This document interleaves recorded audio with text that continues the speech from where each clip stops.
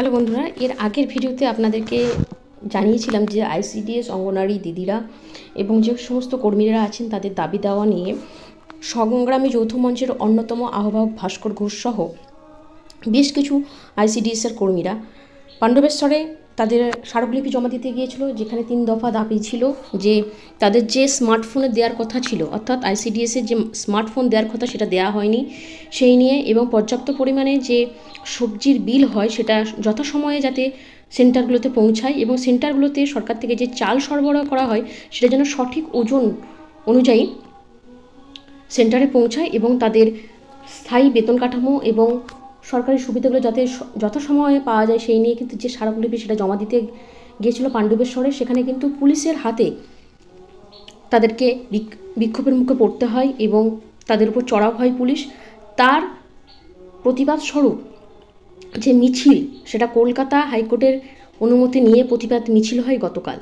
আপনারা বুঝতেই পারছেন, সংগ্রামী যৌথ মঞ্চ এমন একটা প্ল্যাটফর্ম যেখান থেকে সরকারি কর্মচারী, অস্থায়ী কর্মচারী থেকে শুরু করে প্রত্যেকের দাবি দেওয়াগুলো সরকারের কাছ থেকে আদায় করে নেওয়া বা পূরণ করার জন্য সবসময় সংগ্রামী যৌথ মঞ্চ সবাইকে সহায়তা করে থাকে। এই নিয়ে বিস্তারিত আপনাদেরকে জানিয়ে দিচ্ছি। হাইকোর্টের অনুমতি নিয়ে প্রতিবাদ মিছিল যৌথ মঞ্চ কিন্তু করেছে, সংগ্রামী যৌথ মঞ্চ করেছে। 16ই মে আপনারা জানেন বিভিন্ন দাবি দেওয়া নিয়ে পাণ্ডবেশ্বরের সিডিপিও অফিসে সংগ্রামী মঞ্চের স্মারকলিপি কর্মসূচিতে হামলা চালায় তৃণমূল আশ্রিত দুষ্কৃতীরা বলে অভিযোগ। এরই বিরুদ্ধে বুধবার পাণ্ডবেশ্বরের যে প্রতিবাদ মিছিল করল সংগ্রামী যৌথ মঞ্চ, পাণ্ডবেশ্বরের যে রেল স্টেশন চত্বর থেকে এদিন মিছিলটি শুরু হয় এবং শেষ হয় ফুলবাগান মোড় দুর্গা মন্দির এলাকায়।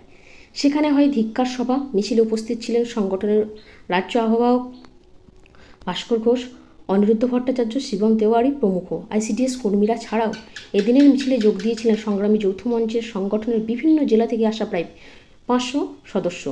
সংগঠনের নেতা ভাস্কর ঘোষ জানান, আইসিডিএস কর্মীদের বিভিন্ন দাবি দেওয়া নিয়ে 16ই মে পাণ্ডবেশ্বরে তারা ডেপুটেশন কর্মসূচিতে যোগদান করেছিল। সেদিন সেই কর্মসূচিতে উপস্থিত সদস্য ও নেতৃত্বদের উপর তৃণমূল আশ্রিত দুষ্কৃতীরা হামলা চালায়। হামলায় আহত হন একাধিক জন। থানায় অভিযোগ জানানো সত্ত্বেও দুষ্কৃতীদের বিরুদ্ধে কোনো ব্যবস্থা বা স্টেপ নেওয়া হয়নি। তার প্রতিবাদ মিছিল করতে চাইলে পুলিশ তার অনুমতিও দেয়নি। মিছিলের অনুমতির জন্য তারা হাইকোর্টের দ্বারস্থ হয়েছিলেন এবং হাইকোর্টের অনুমতিতেই এদিন মিছিল করা হয়। ভাস্করবাবু জানিয়েছেন, পাণ্ডবেশ্বর এলাকায় শাসক দল ভয়ের পরিবেশ তৈরি করে রেখেছে। এখানে মানুষের গণতান্ত্রিক অধিকার হরণ করা হচ্ছে। তারই প্রতিবাদে এদিনের মিছিল ছিল। অপ্রীতিকর ঘটনা এড়াতে এদিন এলাকায় মোতায়েন ছিলেন বিশাল সংখ্যক পুলিশ।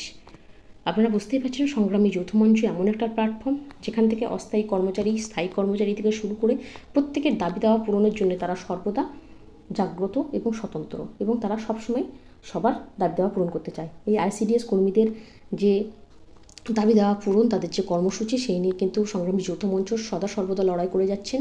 আপনারা আমাদের চ্যানেলের সাথে থাকুন, এই ধরনের আপডেটগুলো আপনাদেরকে সর্বদা আমরা আপডেট দিতে থাকবো। আজকের মতো এইটুকু। পরবর্তী ভিডিওতে আপনাদেরকে অবশ্যই জানাবো এই নিয়ে কী তথ্য উঠে আসে, আইসিডিএস কর্মীদের দাবি দেওয়া কীভাবে পূরণ হচ্ছে, সেটা আপনাদেরকে সমস্ত ইনফরমেশন দিতে থাকবো।